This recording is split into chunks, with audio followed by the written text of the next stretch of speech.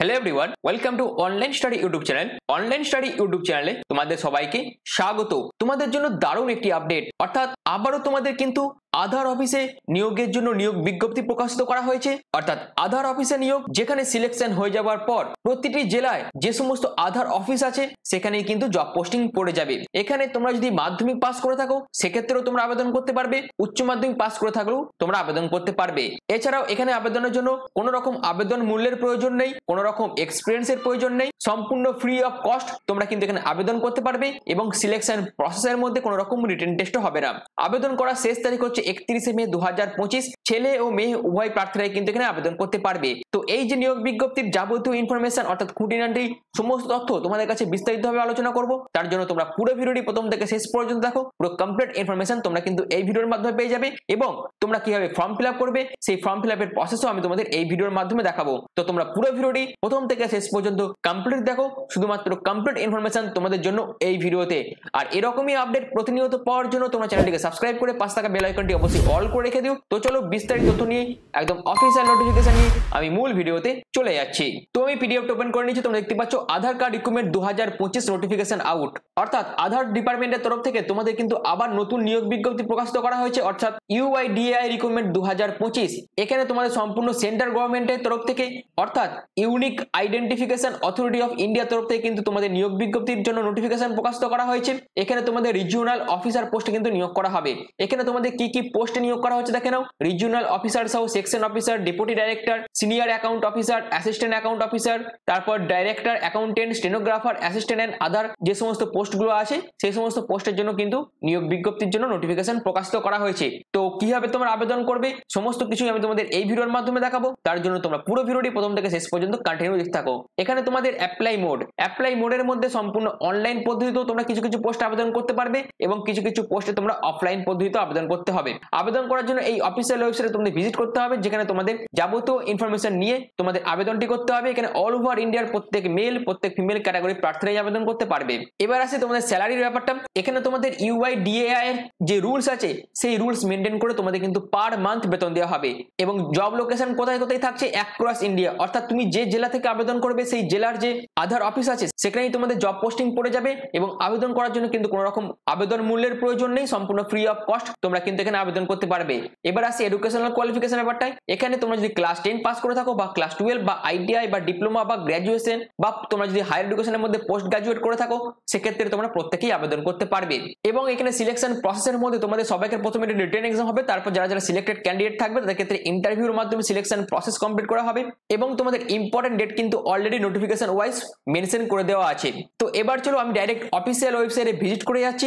সেখান থেকে তোমরা কিভাবে আবেদন করবে, কিভাবে নোটিফিকেশন চেক করবে, যাবতীয় যা গুরুত্বপূর্ণ ইনফরমেশন আছে আমি একদম অফিসিয়াল ওয়েবসাইট থেকে বিস্তারিতভাবে তোমাদের কাছে আলোচনা করে দিচ্ছি। তো আবেদন করার জন্য আমি একদম অফিসিয়াল ওয়েবসাইট ভিজিট করে গেছি। এখানে দেখো বিভিন্ন জায়গা থেকে এবং বিভিন্ন পোস্টে তোমাদের কিন্তু নিয়োগ করা হচ্ছে।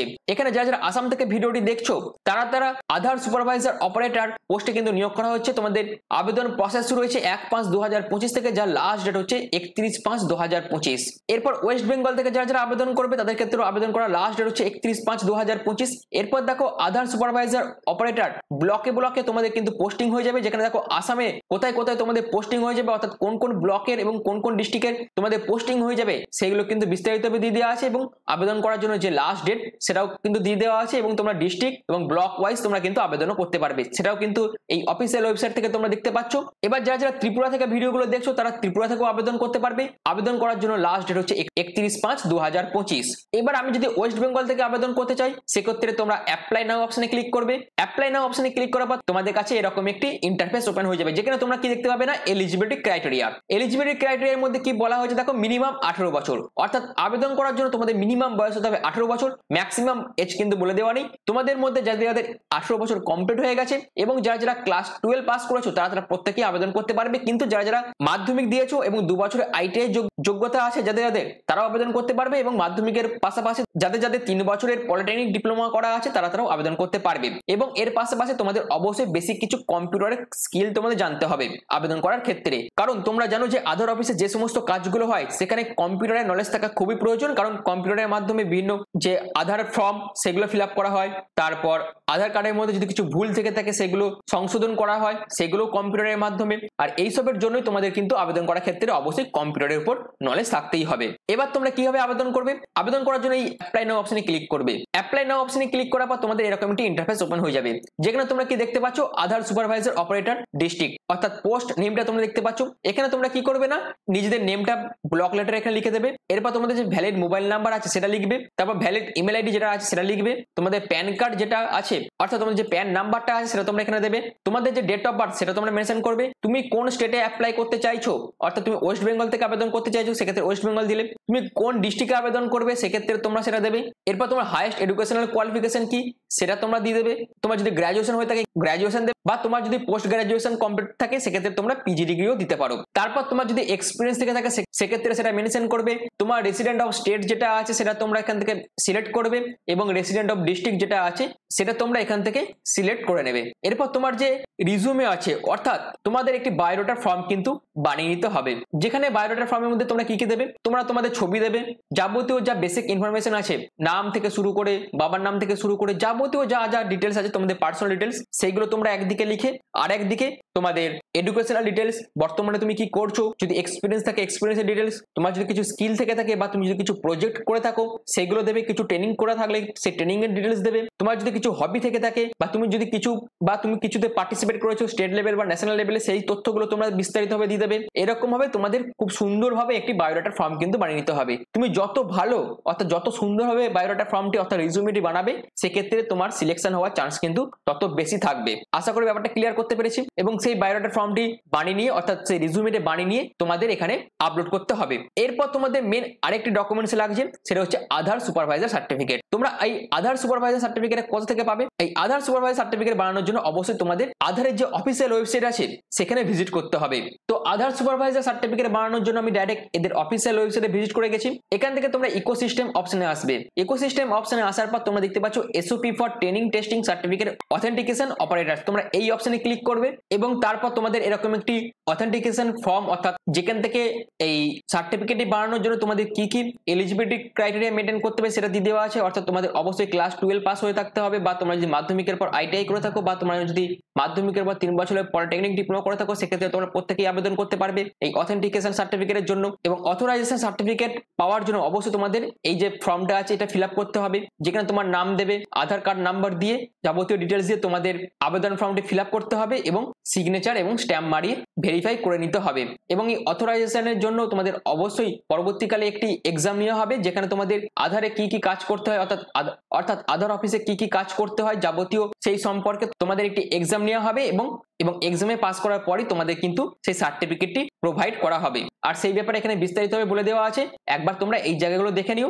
এবং তোমাদের কাছে যখন অথরাইজেশন সার্টিফিকেট চলে আসবে তখন তোমরা কি করবে, তখন তোমরা এখানে আধার সুপারভাইজার সার্টিফিকেটটা আপলোড করবে এবং জেন্ডারটা এখানে সিলেক্ট করবে, ক্যাপচার কোডটা লিখে সাবমিট অপশনে ক্লিক করে সাবমিট করবে। এই হচ্ছে পুরো প্রসেসটা আবেদন করার জন্য যে প্রসেস, এই প্রসেস মেনটেন করে তোমাদের আবেদন করতে হবে, যেটা আমি তোমাদের এই ভিডিওর মাধ্যমে দেখিয়ে দিলাম। আমি আগেরও যে সমস্ত বিভিন্ন আপডেটগুলো এসেছে অর্থাৎ আধার সুপারভাইজার অপারেটর পোস্টে যে সমস্ত জব আপডেটগুলো এসেছিল সেই সমস্ত আপডেট এই চ্যানেলের মাধ্যমে তোমাদের কাছে বিস্তারিতভাবে আলোচনা করেছিলাম। এই যে নতুন নিয়োগ বিজ্ঞপ্তি প্রকাশিত করা হয়েছে সেটাও আমি তোমাদের কাছে এই ভিডিওর মাধ্যমে বিস্তারিতভাবে আলোচনা করে দিলাম। আর এটা হলো এক ধরনের প্রসেস।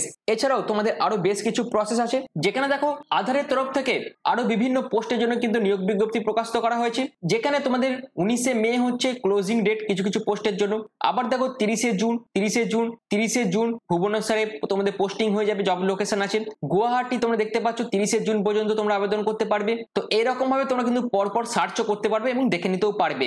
এবং আবেদন করার জন্য তোমাদের অবশ্যই এখানে ক্লিক করতে হবে। ক্লিক করার পর তোমাদের এরকম একটি নোটিফিকেশন ওপেন হয়ে যাবে এবং তোমাদের কিন্তু সম্পূর্ণ এখানে অফলাইন পদ্ধতিতে আবেদনটি করতে হবে। এবং অফলাইন পদ্ধতিতে আবেদন করার জন্য যে ফর্ম সেটাও কিন্তু এখানে দিয়ে দেওয়া আছে এবং যে ঠিকানা বলে দিয়েছে সেই ঠিকানায় তোমাদের কিন্তু আবেদন ফর্মটি ফিল আপ করে জমাও করতে হবে। এরকম ভাবে তোমরা কিন্তু অফলাইন পদ্ধতিতেও এখানে আবেদন করতে পারবে।